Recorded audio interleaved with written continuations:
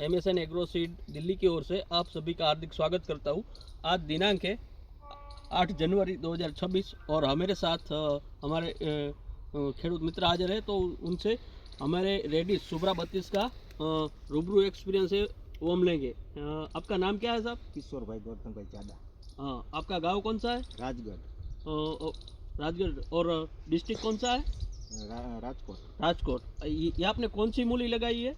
सुब्रा 32। सुब्रा 32 जो ये पाउच में आती है। और इस मूली को लगाए हुए कितने दिन हुए आपको? 32-35 दिवस थी।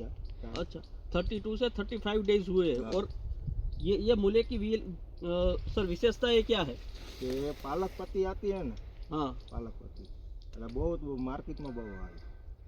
अच्छा अच्छा चलता है। आप इसकी साइज दिखाओगे? ये साइज है, देखो अभी अभी ये मूले की साइज आ रही है। हाँ। और सब आप जैसे यहाँ से मार्केट में लेके जाते हो तो इसका रेट में क्या डिफरेंस पड़ता है? કે ઓલા મૂળા જે આવે ને એના हाँ, કરતાં આનું બહુ ભાવ સારો આવે। इसका रेट अच्छा मिल रहा अच्छा है। અને તરત વેચાઈ તરત જાય।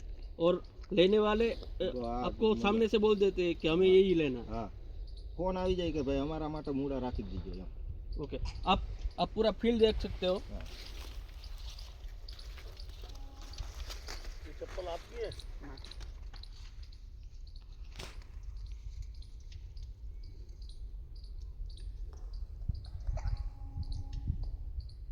Ready?